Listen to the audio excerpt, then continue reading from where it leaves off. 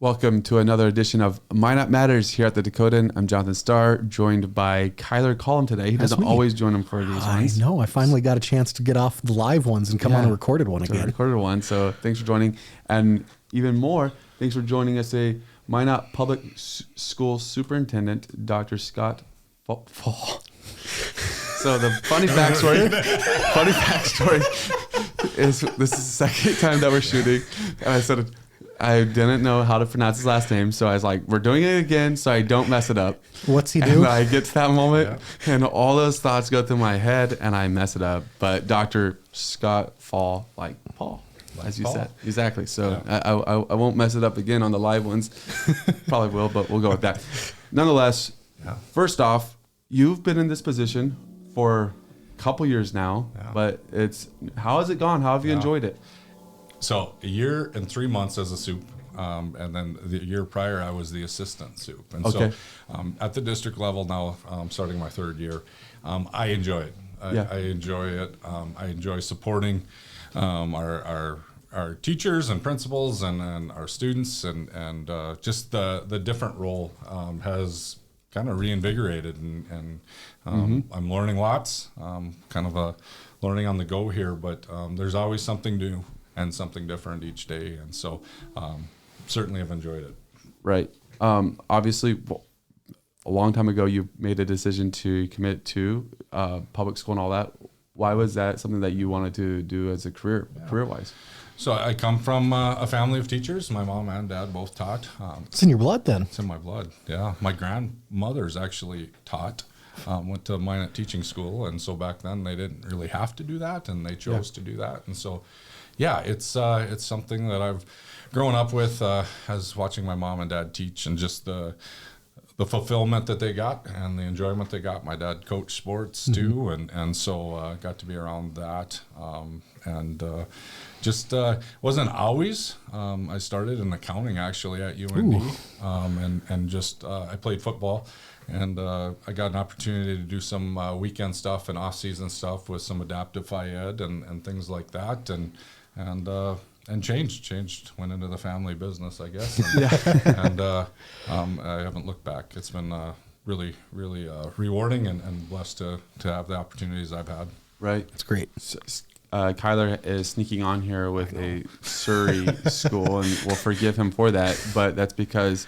Speaking of coaching, I coached junior high football out at Surrey, and yesterday we won our game. I told him I would represent if we did. So he's here. Awesome. But you also have a little background coaching as well, right? Right. Yeah. So my first teaching position was up in Botno, and I coached football, basketball, and track before kids, and my wife was gracious to let me do all three sports, and I taught there too. So great experience up in Botno.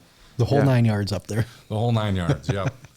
So we're going to talk about Minot Public Schools and all that. But before we jump into that, and this is part of the gig, I get it. But sometimes the parts of the job that are part of the gig get overlooked. And it's still a sacrifice. Your schedule is crazy. And you mentioned you have 2 kids that are in school where you continue to try to be a dad for as well. What's that like, balancing that work-life balance? It's challenging. And I will say there are seasons where it's super busy. Last week and this week, my schedule is jam-packed. And so I communicate well with my wife on what I've got going on, and try to talk to my kids when I can see them. But I know that the weeks that aren't quite so busy, that I better be engaged and be home a little bit too. So,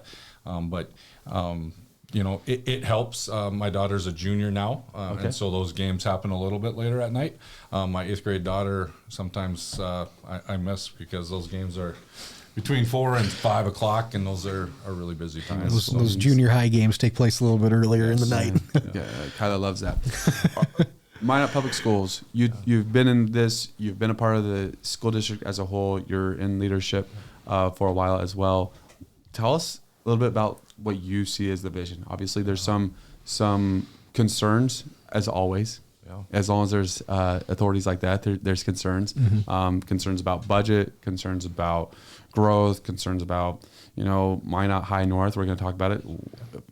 got to the end of the year, most people I think are overly excited about it. Some are like, we don't need this, keep mine small, things like that. What's your vision as you've stepped into this role? You know how this stuff plays out. Right. I think we can make it really complicated. K-12. I think we can make the system really complicated if we want. How do we focus in and really concentrate on the things that really matter? Right. Are we teaching our kids how to read, write, do math?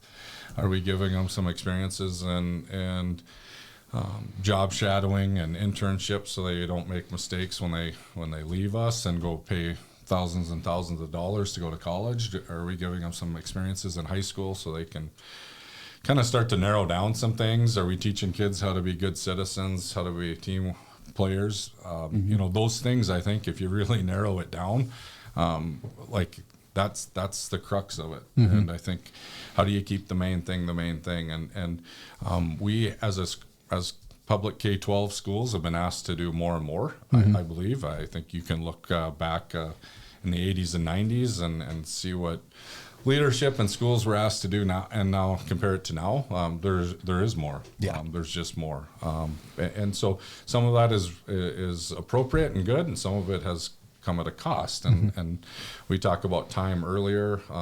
They're not making more of it, and so we've got to get really efficient with what we're doing, and how can we put some systems in place that we're checking boxes that maybe just need to be checked, and the things that we need to go deep on that we're really going deep on, so that our kids are getting the benefit. I mean, it is about the kids and preparing great kids to do great work. And back in the 80s when I was in school, we always heard our teachers talk about, you're going to school right now for jobs that haven't been created. Yeah, sure. That's very. And I think about that now, and just it's still appropriate. Like our AI world, our drones and things that are going on in that world.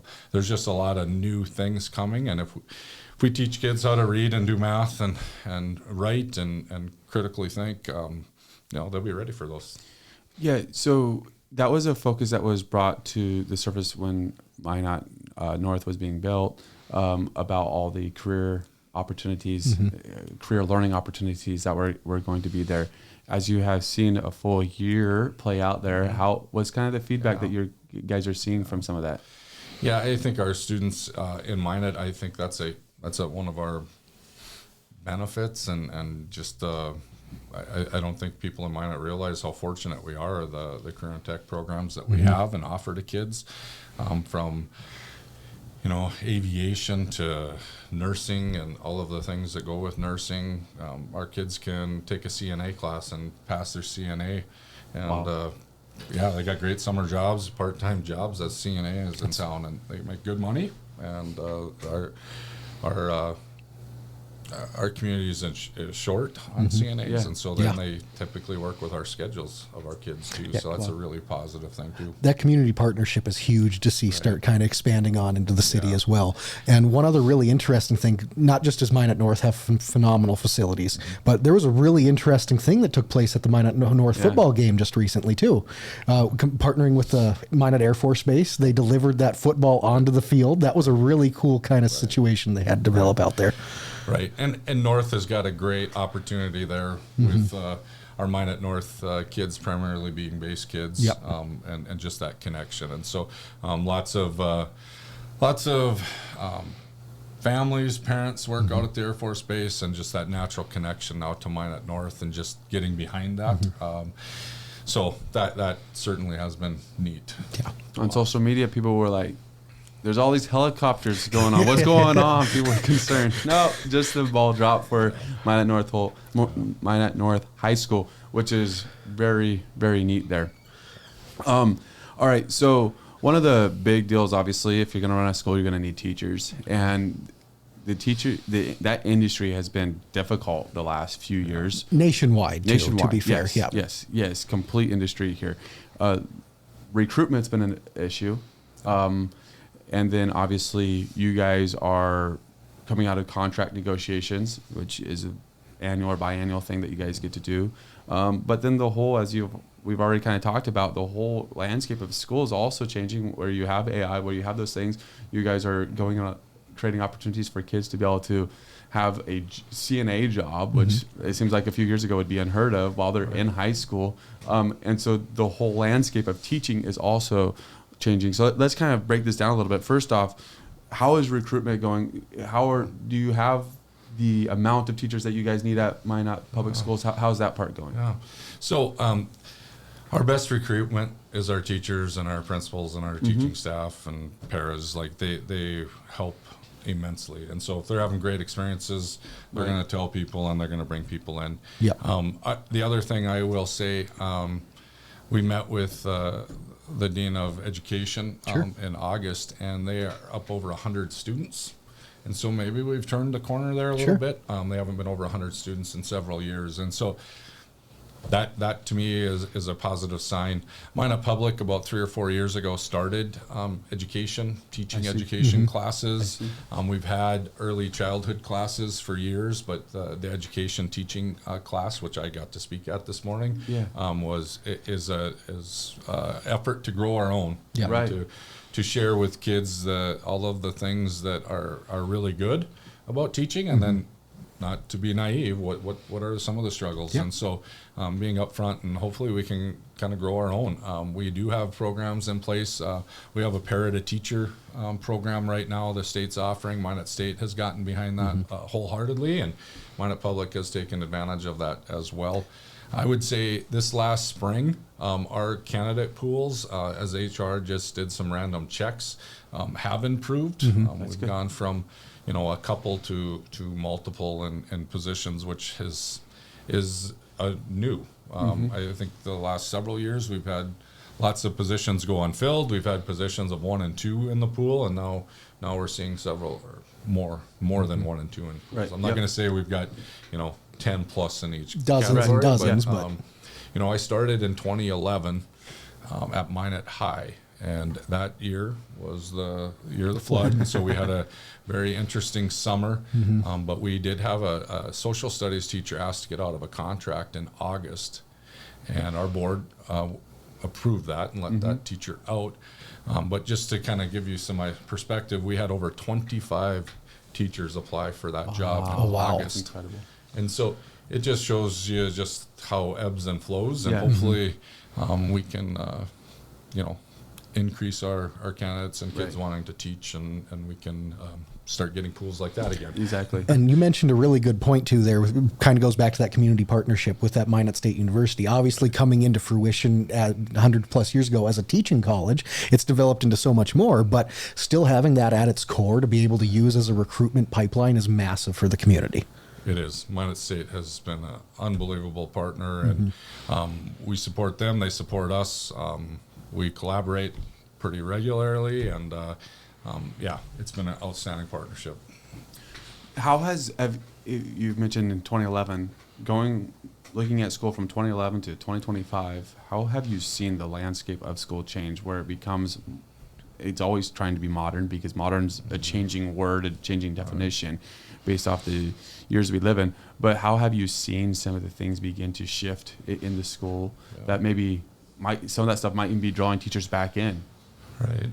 Well, I definitely think the cell phone ban has drawn teachers back in. For sure. Oh, really? I feel like when you go around and visit with teachers right now, that has been a pleasant surprise. Yeah. I think when that went in place last spring with our legislators saying that was going to start this school year, I think we had a lot of, myself included, how is this going to work with our teachers? Are our teachers going to be the cops now because they're in the classrooms every period, and our principals, how is that going to manage? And to our surprise, it's gone really well. Wow. We haven't had pushback, and I do think it matters that there's not a kid in the state that has their phone. Yeah, that adds up. It is a law, so we've got that to back ourselves up. But during the school day, there's no. I've been in schools at lunchtime. The volume in the lunchrooms is increased, which is good. Kids are talking. Yeah. You see Uno games out, and you see board games out during off periods. And so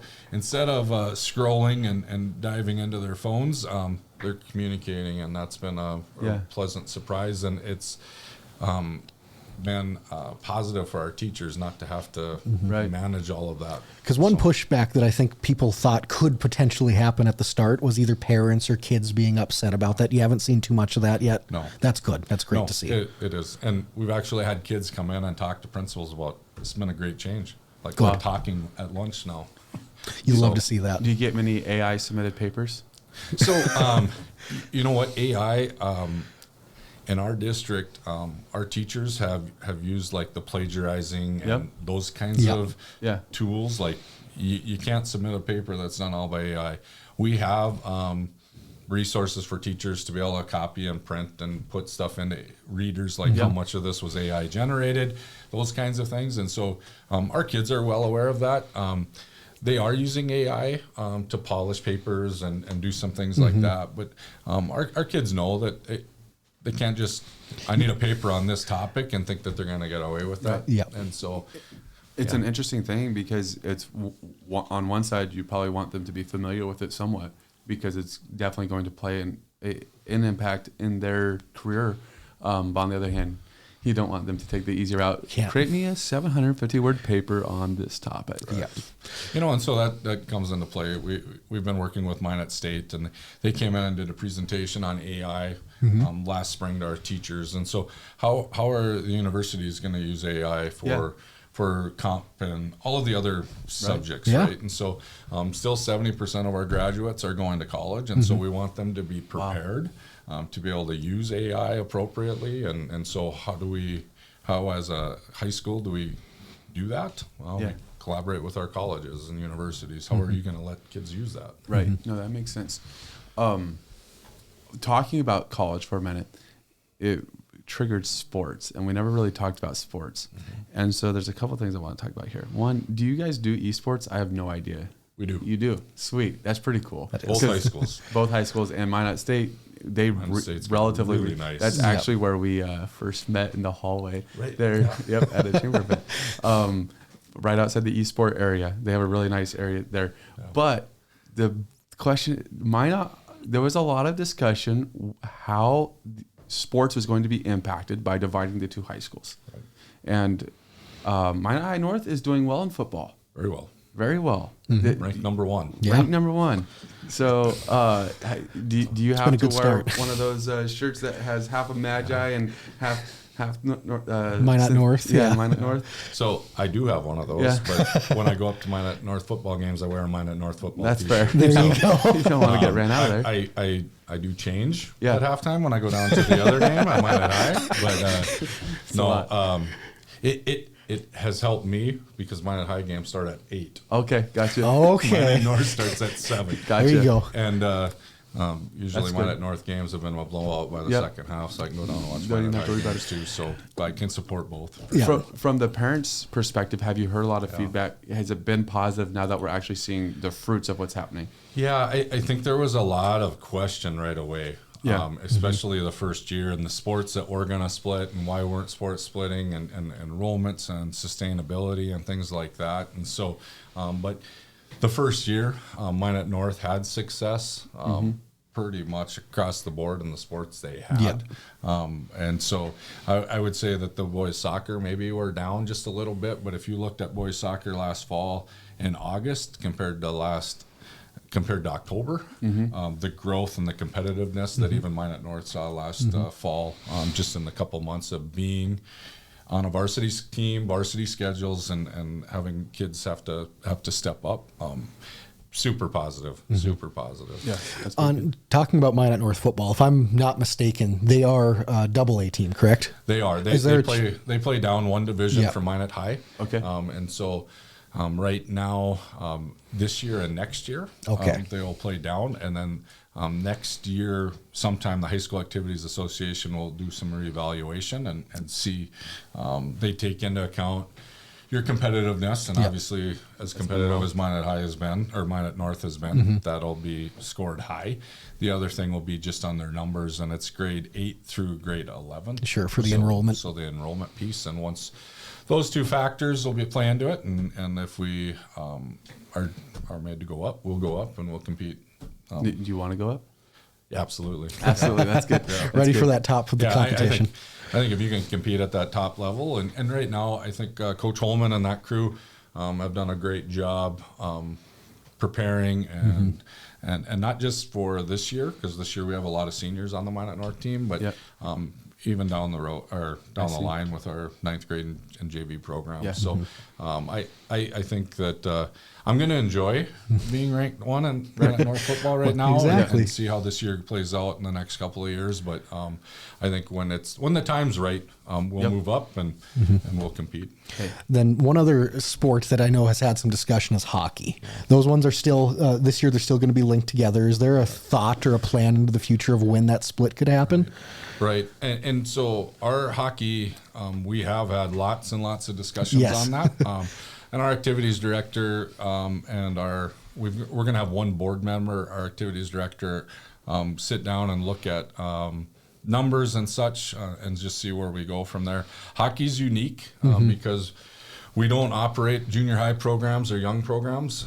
You know, every other sport, we have 6th grade through 8th grade, and we kind of can see the numbers ourselves. We depend on hockey boosters to provide, and so we can see where trends are.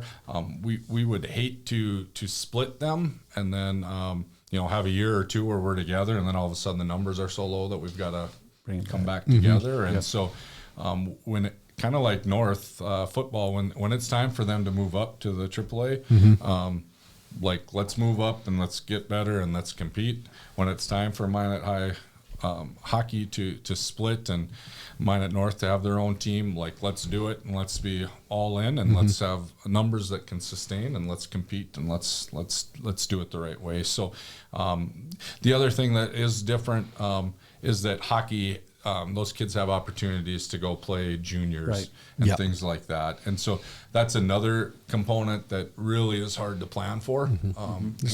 We did lose several players off of this year's team to that. Some of those kids have decided to go play juniors, and good for them. They've got opportunities. I mean, the advantage of playing juniors is they get way more games and such. And so completely understand that too, but it also makes it challenging when you're trying to decide, do we stay, do we split? I will say that I believe it was 5+ years in Bismarck before they split and added Legacy. Sure. Kind of the same thing in West Fargo when Cheyenne came on. So it wasn't something that just happened, and it took some time. Very good. Good. No, I was just going to say, so probably going to expect another year or so at least before you start seeing that split. I'm not going to say that. I think there's going to be a process that goes into place here in October, November to see where our numbers stand. And if it's determined that we feel like our numbers are good and we have got some sustainability, then should be okay. Then we'll be good and we'll make that call. Minot North would have their own team then next year. Fantastic. Those decisions have to happen pretty early because of scheduling purposes. Sure, yep. People can't believe that we're scheduling hockey in January and February, 1st of February, but I mean, that's when they get scheduled.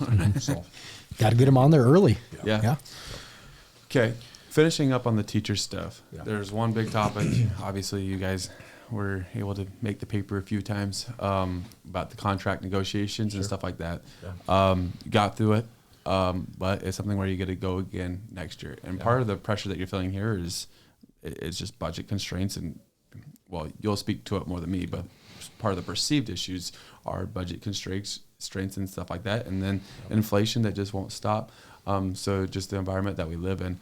Talk a little bit about the negotiations. Did you feel like once it was everyone was on the same page, did you feel like it was a successful negotiation? And then are there any concerns as a year from now, you're going to get to go through it again? Yeah. Great question. So we do have budget constraints. Right. I think that if we could pay teachers what they are worth, life would be good. But we have to balance that with a lot of other moving parts. Right.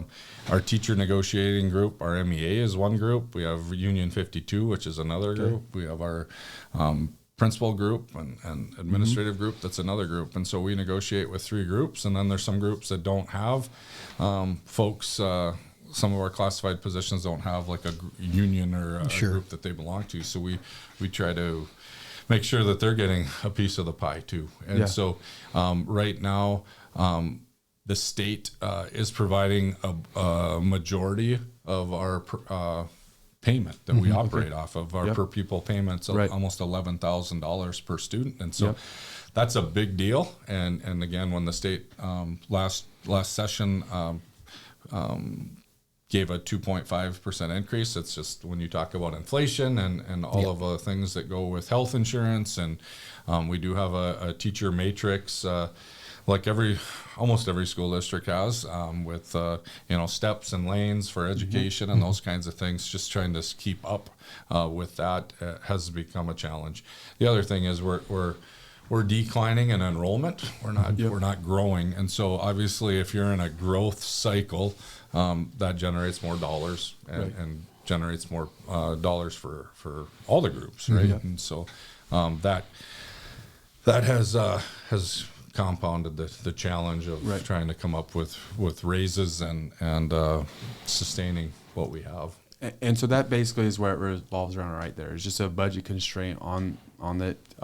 Obviously, there's a 3% cap, which we're going to talk about the budget more in a bit, but there's a 3% cap. And then already mill levies are getting close to being maxed out and things like that. Right. So it's really comes down to that part of it, and then just low enrollment, where if you can increase that, then maybe this is an issue that doesn't make the front page of the news. Correct.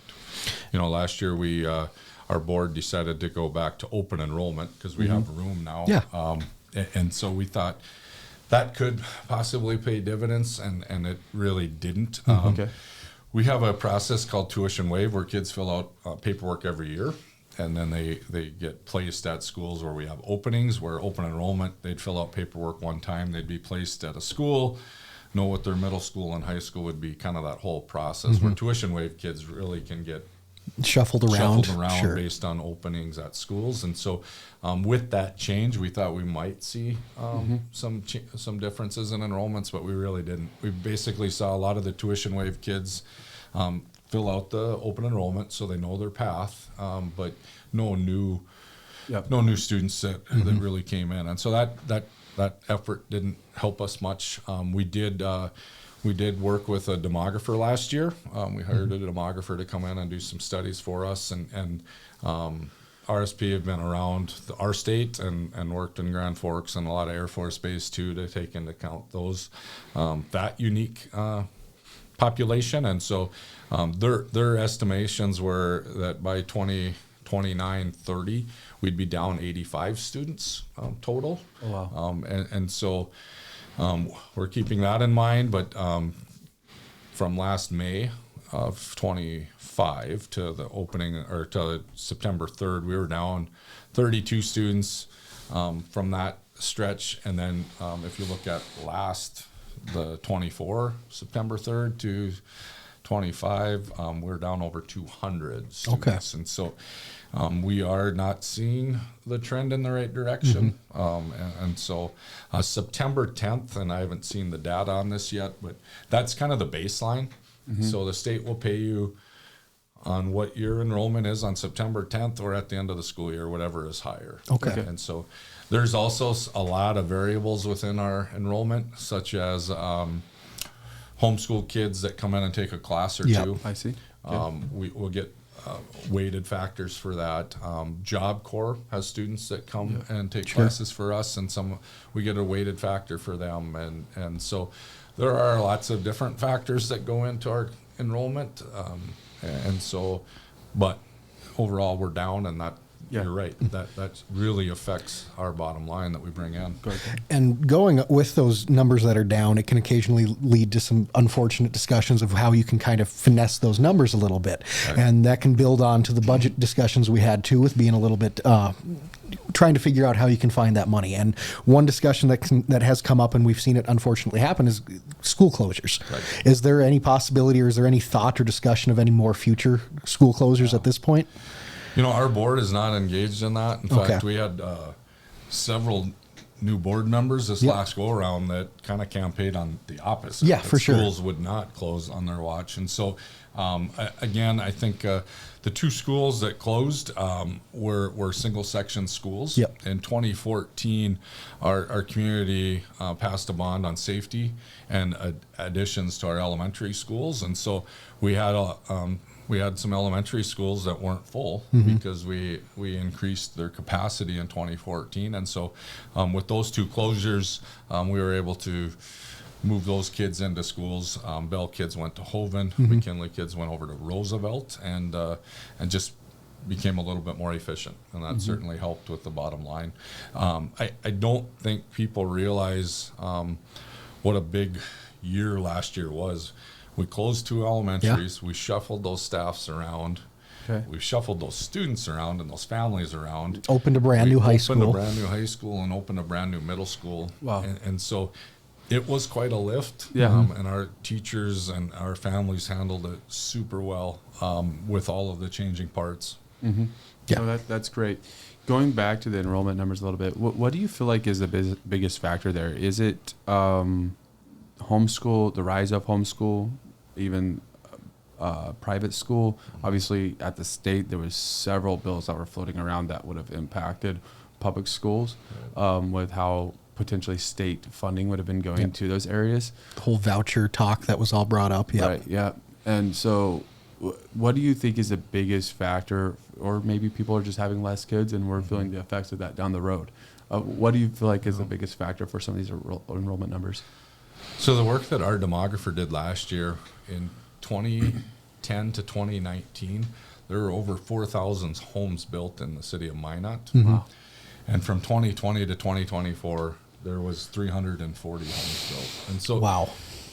Minot is a community where when you retire, you don't necessarily leave. We've got healthcare, we've got all of the things that you would need as a retired person. And so, grandpa and grandma's home fills up a couple weekends a year, right, with grandkids, and there's no families, there's no opportunity for families to move. And so I think that contributes to it. I'm not saying it's everything. I do think people are having fewer kids and for lots of different reasons. Right. I do think people are not building for lots of reasons, whether it's interest rates, the cost of construction, the cost of material, all of it, right? And so I just think we're kind of in this perfect storm where we're just kind of stagnant right now. Our hope is obviously when you open up a new high school, anywhere in the state that's opened up a new high school, usually there's a lot of growth around that school. Okay. And so there is room up on North Hill to grow, and we've seen a lot of development going on up there too. We have, and so that's our hope. I just think we're just not quite there yet. Right. Yeah. You're still in leadership and all that, but this is gonna go back a couple of years, and I'm gonna say a bad word.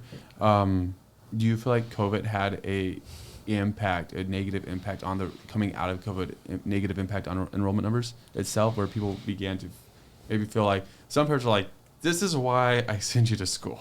Yeah. Where other parents might be like, you know what, maybe I could do homeschooling. Maybe there are other alternatives. Right.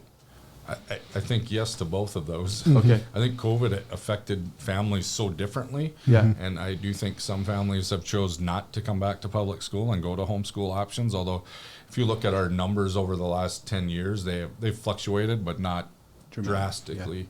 Yeah. And so, but COVID was not, it wasn't positive on really anything other than the fact that we figured out how to do some online education pieces, and some of that has carried through and been advantageous for our kids. But it was the times are so uncertain, and kids just didn't know, and we didn't know as adults, and trying to stay steady and calm. Right. Everyone's figuring it out at the same time together. It was Okay, let's talk about students for a moment. You already mentioned this one, obviously, cell phone ban that got implemented. You're seeing positive stuff from that. Are you seeing a fairly positive reaction from the students as well? Are they is there a lot of groaning, or overall they're pretty much fine with it? So again, we've had some, and I wouldn't say large number of students, but we've had students talk to their principals about the change, and just positive. Kids are talking. Just personally, I have 2 kids, an 8th grader and a junior, and they've forgotten their phones at home multiple times. Wow. That's that's incredible. Years past, that Never. never would have happened. Yeah. Never would have happened. They'd have been begging to go home, begging for someone to bring a phone to them. And so again, I think it really helps when nobody has a phone. Yeah. Right. Yeah. And so that has been positive. There was discussion about that. We were part of that discussion of whether or not should the state be implementing this ban. We don't need to get into this full discussion, or should this be implemented by school districts and going into the conversation of rights. But you bring up a great point where if one school district has it implemented and the other one doesn't, then you have open enrollment. You're going to be having kids pushing, well, I want to go to this school district purely because of a cell phone, not even based on education, which would be incredible. Yeah. So to have that blanket across the board, I think that makes it a big difference. Yeah. We rugby, North Dakota Rugby Public Schools put it in place the year before. Sure. Okay. And so they'd kind of gone through some of the challenges and actually didn't have a lot of pushback. Wow. But again, I think if we got into that where schools ended up deciding that, I think that would be used as a teacher recruitment.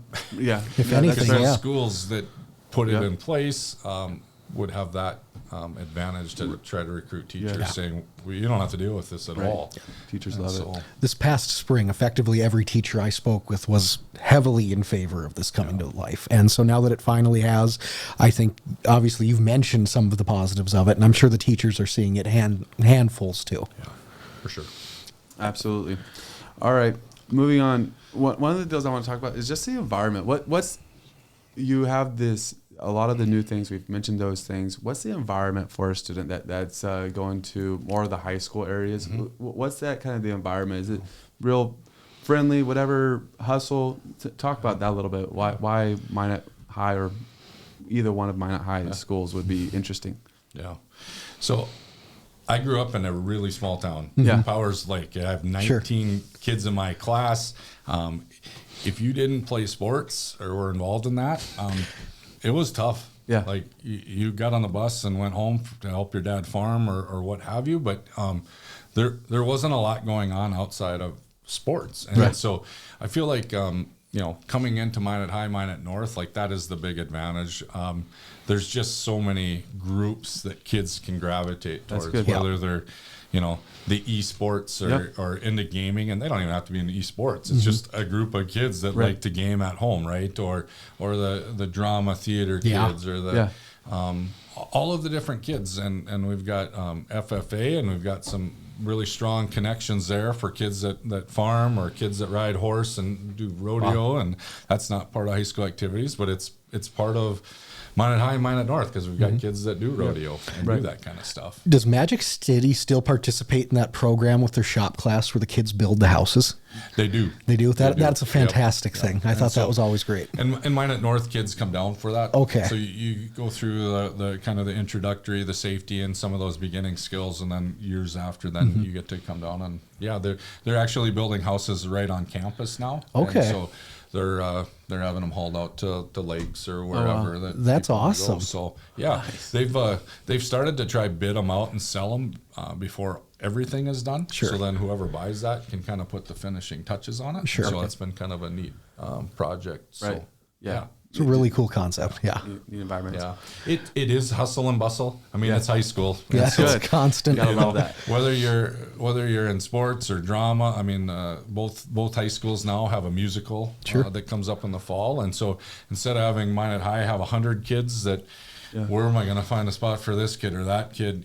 Now you get 2 opportunities, and you get sets, and you get sound people and everything that in between to put on a musical, and the orchestra kids, both schools. So very positive, but it's hustle and bustle. It's great. So how have you seen the community impact on it from either positive or negative, just supporting the schools and stuff like that? What kind of impact does that have on the schools and even the kids? Yeah.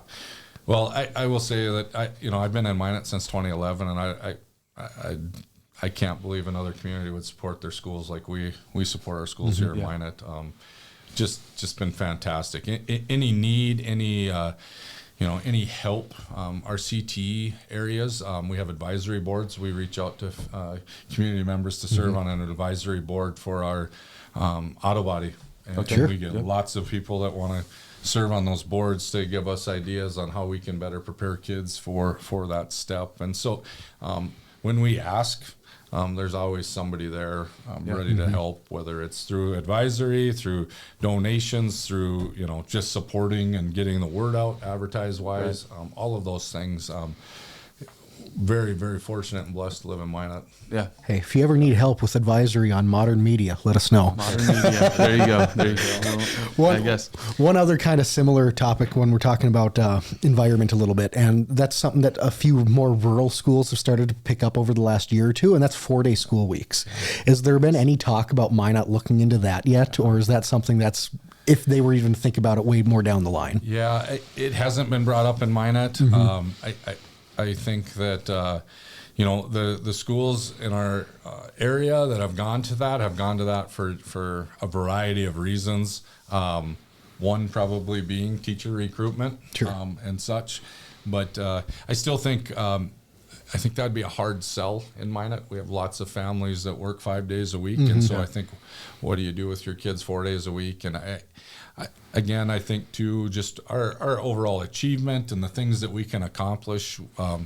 We struggle getting that done in 5 days. Sure. To shrink that to 4. I don't know how that all looks. Right. So haven't done any of the studies on it. Just That's fair. kind of been from afar watching these other districts go through that and go down that road. But that has not been brought up by a board member or anybody in our community. And so we have not. Nothing's gone past surface level on it yet. That's boost fair. for the daycares in Minot, because they need a boost right now. Of course, childcare in Minot. All right, we're gonna move on to the favorite topic of them all, the budget. This is where friends are made. Yeah. All right, so obviously this is something that we've actually done with the different taxing authorities that make up that property tax bill that we get every year. We've talked to people at the city level, ward county level, and we want to also talk to the school because we haven't talked to somebody at the park district. They're very small in there, but the other three are kind of significant. You guys have been in a situation for the past few years where you guys have been using reserves a little bit to keep a budget that's balanced. This year, that's lower than it was last year, so that's obviously positive. I think right now it's projected to be right between $400,000 and $500,000 that's coming out of reserves. Talk to us a little bit about that strategy. Is that something where it's kind of because of, you mentioned there was a heavy lift that you guys did last year, part of that, and that's the reason why there's been an unbalanced budget, or talk to us a little bit about that. So the 23-4 budget, we had a $3.1 million deficit we were projecting, and that did not come to fruition. We worked hard. We had lots of different people work on that budget to try to get it down. There are some other things when you budget. There's lots of different categories. We have a special education area. We have a high school area. We had areas that we had budgeted for that didn't come close to spending their money, like to the tune of $1,800,000. And so those all play into effect. And when it comes to kind of closing out the books on last year, we didn't finish that way. And I'm thankful. I don't want to spend our reserves if we don't have to. And so we did also have quite a bit of federal dollars that went unspent for a lot of different reasons. And so those don't contribute to a deficit budget because those are kind of in and out dollars that come. And so when those don't come in or don't get spent, it doesn't affect our bottom line. But as we planned for this year, we looked at last year and where those budgets didn't get spent all the way, and we talked to directors and principals and just different people about where we can trim that so that it comes in closer to what we want. And again, we're trying to budget so that we're not that what we budget is what we spend, right? And we try to do some quarterly updates on that so we can kind of see here's where we're at, what do we think, what is coming up in the next quarter, and those kinds of things, so that what we budget gets spent. And so looking at this year's budget, having less students, huge factor, right? Does not help, especially with as much money as coming in from the state. We've got some deferred maintenance pieces that just have not been addressed and haven't been addressed in a number of years. And we don't have a mechanism to address those. So we're I believe the only Class A school that doesn't have a building fund. And so that is a big deal. we also don't have a safety fund, and those are two mechanisms that we could use to bring in money. Both come with a vote of the people. Sure. And so building fund is significantly more. It's at 20 mils compared to 5 mils for a safety fund. And so those two areas too we don't have available to us in Minot. And I do think over the years that we've wore that with kind of a badge of honor, that we're able to do the things that we need to do without having to go to the people for those dollars. And now as we look at aging buildings and the cost and things, you know, we're struggling, just like almost every school district in the state is. Right. Has that 3% cap that's been imposed by the state affected you guys at all? So it has and it hasn't. So DPI has created some gap funding where we can apply for some gap funding, and we will this year. I don't know what that'll look like final yet, but we will and do qualify for some gap funding that will fill the gap, for what that looks like. And so our school tax this year should be very, very similar to what it was last year, unless your house was assessed a lot more. Yeah. Right. Otherwise, you should see a kind of a flat line for your school tax when it comes to that. Yeah, and it looks like based off of the files I provided online, the mill levy is potentially dropping by half a point or so, which is positive. There's been some concerns about your guys' mill levy getting maxed out, and what happens then. Is that something that plays in the back of your head a little bit, or it does? I think anytime that you don't have a building fund and what our deferred maintenance list looks like, there's lots of concern. I mean, if we get a boiler or two that go out at a larger school, that comes out of our general fund, and so those can be very expensive and can eat up your budget quite quickly. And so that is a concern. We've got no way to generate money for our buildings and our aging buildings, and even Minot North. You know, everybody talks about Minot North. It's the shiny new, but Cognizant is 20 years old. Right. Yeah, There's pieces of Cognizant that didn't get replaced, and so to not have any kind of maintenance dollars is kind of concerning. You think about that vote that went through that passed by over 80% for Minot North, and yet we have no way to maintain that unless we continue to look at cost savings within the district. And we always are looking at cost saving measures within the district, but that takes people too.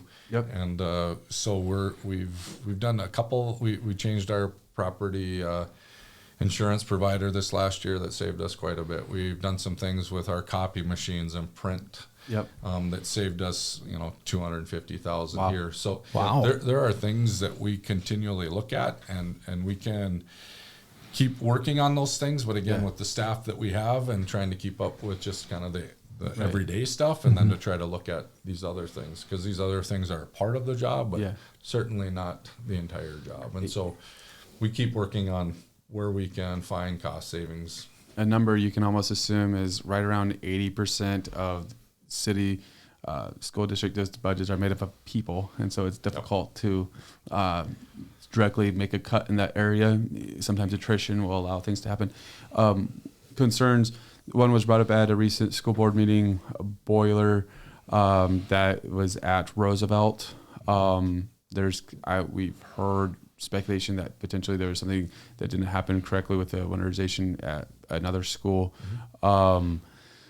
Overall, we kind of keep revolving kind of around the deal of these maintenance costs that are coming in, not necessarily having a funding mechanism for that. What are we going to do? Because eventually we can talk about it, but eventually there's going to have to be something that's going to be done.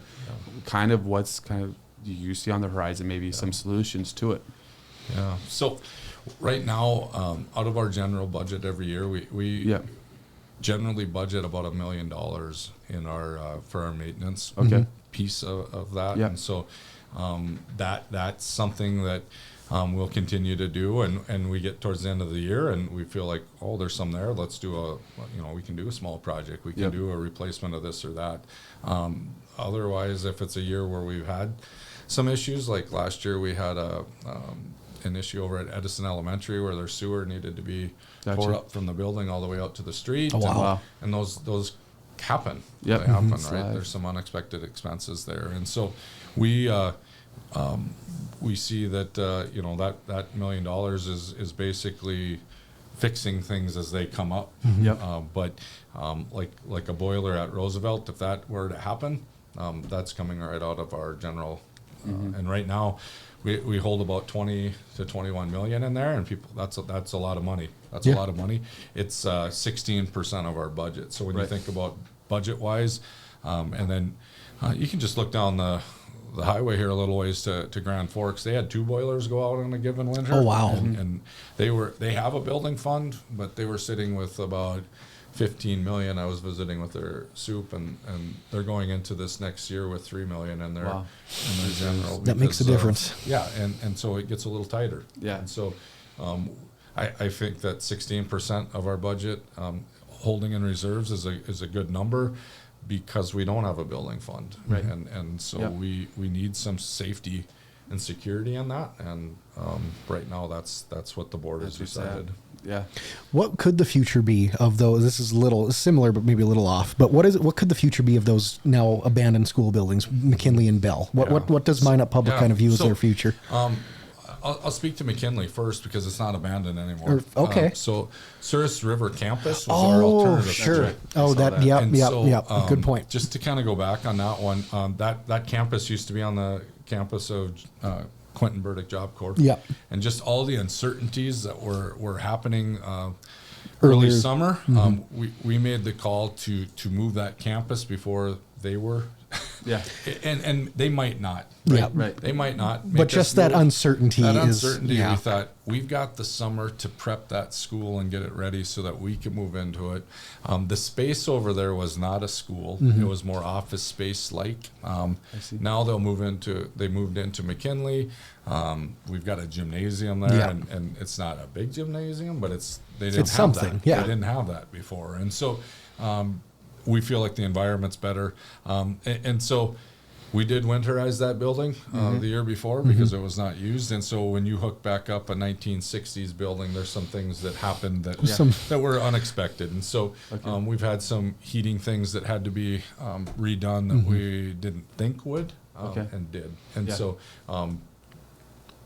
so we're excited that Souris River Campus has moved to McKinley, and it's McKinley Learning Center now, and they've got a school, and we're kind of rallying around, a little bit of branding things there, and that kind of thing, and it brings some life back to that Area there, that yeah. community. Does that bring up, I guess, on the flip side, does that bring up costs, though, again, as far as like maintenance costs and things like that?